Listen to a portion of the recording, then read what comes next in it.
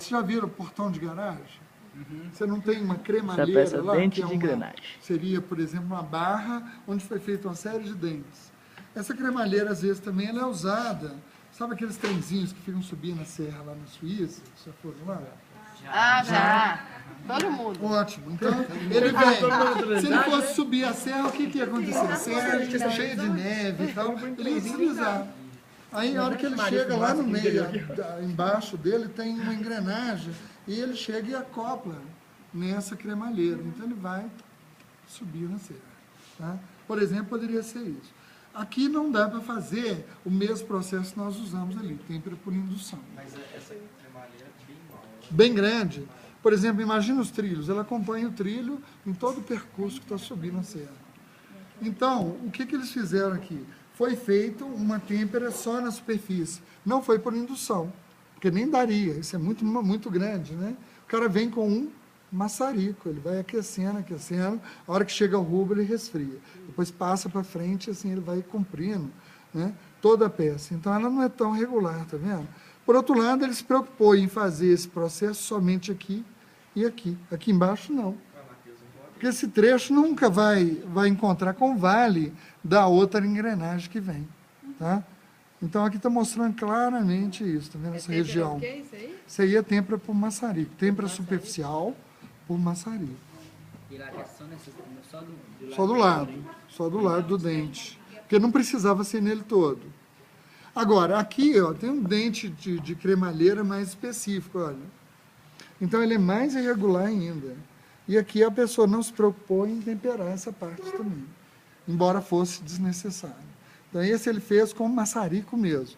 No maçarico, né, o maçarico oxacetileno, então ele trabalha com o quê? Com acetileno, que é um comburente, e com oxigênio, que vai fornecer, obviamente, condições para que ocorra a chama. Tá? E no maçarico você controla, né, se você vai ter uma chama neutra ou uma chama oxidante, pela quantidade de oxigênio que você abre. E aí você vai aquecer mais rápido ou mais lentamente a peça. Por exemplo, se for uma chama muito neutra, né, você nunca vai conseguir fazer ela chegar ao rubro. Tá? Então, isso aqui é uma têmpera superficial por indução. Aqui, Não, professor. chama neutra e oxidante.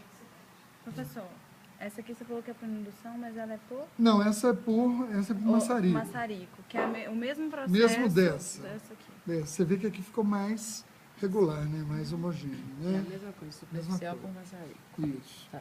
Agora, essa aqui, isso já é um dente de engrenagem, uma engrenagem menorzinha, né? E aqui nem compensou temperar o aço. O que ele já fez? Ele usou um aço com um teor de carbono mais baixo ainda. E ele usa uma técnica que é a cementação. Ele introduz carbono na superfície do aço, aumenta o teor de carbono de 0,2, por exemplo, para 0,4, 0,5, 0,8% na superfície, né, através de um processo que chama cementação. No caso, por exemplo, você pode ter cementação sólida, líquida ou gasosa.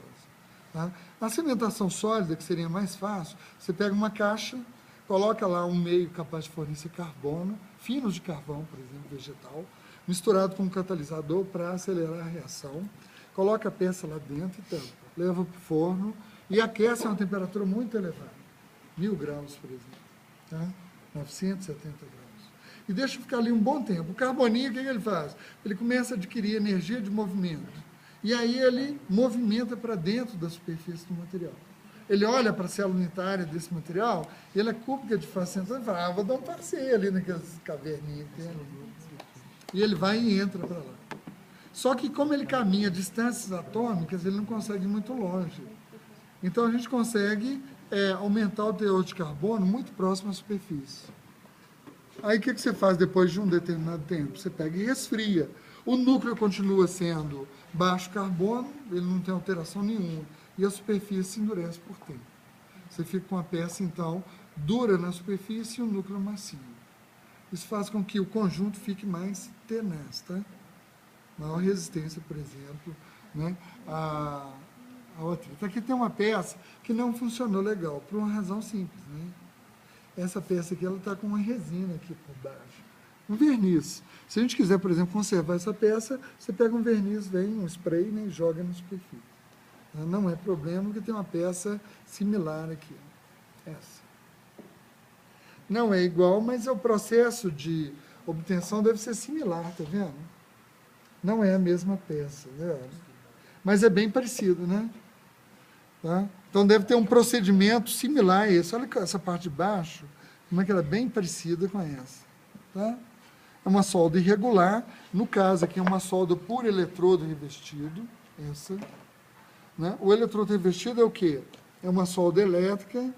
Né? Você tem um eletrodinho e externamente, que é uma alma de aço, e externamente dele você tem uma camada de óxido ali. Pode ser escória, pode ser celulósica, né? Você tem vários tipos de camada recobrindo o eletrodo. E aí você abre o arco. Abrir o arco no eletrodo é aproximar ele da superfície. Então, a peça, em geral, ela está conectada no negativo e no positivo da máquina e o eletrodo no negativo e no positivo. Se a peça estiver no negativo, o eletrodo tem que estar no positivo e vice-versa. Então, aí o que acontece? Na hora que você aproxima o eletrodo da peça, né, ele abre o arco. Abrir o arco é o quê? O eletrozinho pular.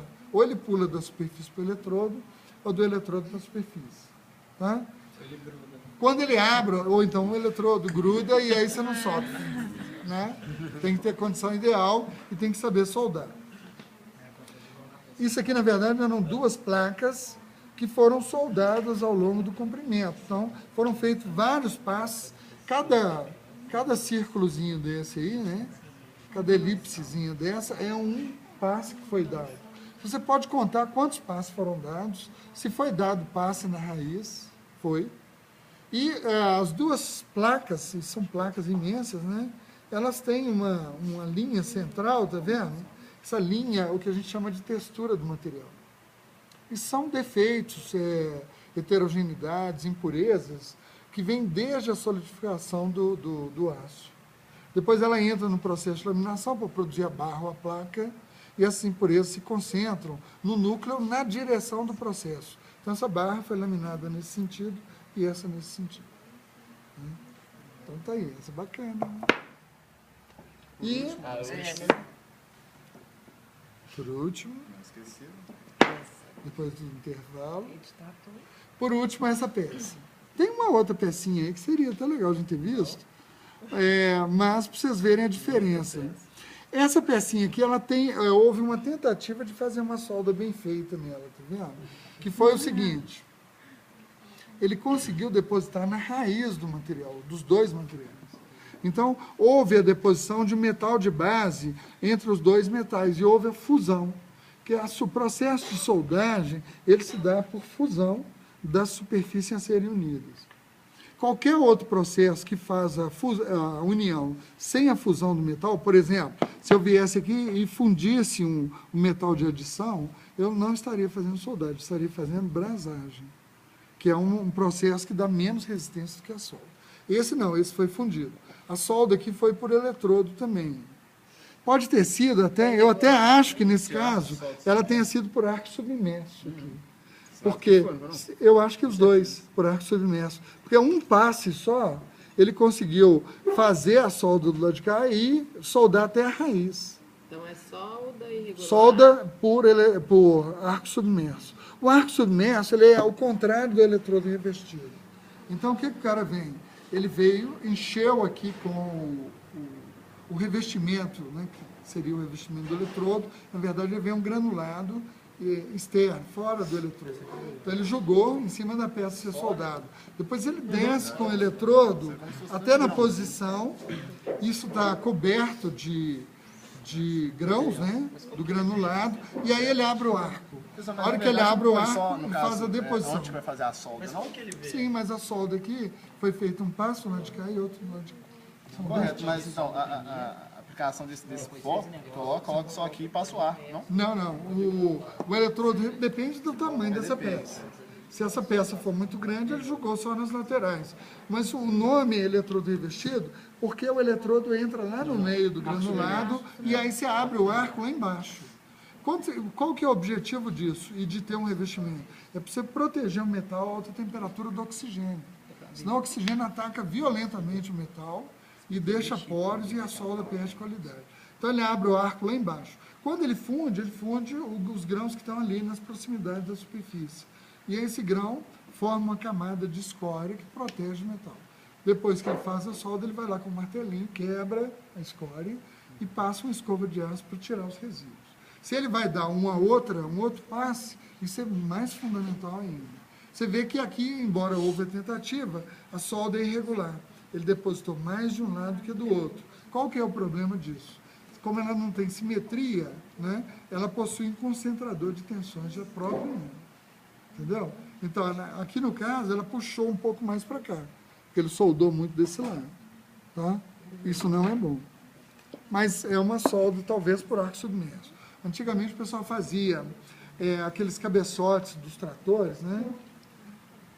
Onde ia entrar o braço do trator, eles faziam aquele limpo mig-mag, que é um processo que usa um arame de solda com um gás para proteger, né? Então, se o gás é inerte, é MIG, se o gás é ativo, por exemplo, uma mistura CO2, ele pode denominar-se MAG. E aí o cara ficava soldando ali o dia inteiro, uma peça de 3, 4 metros de comprimento. Ele terminava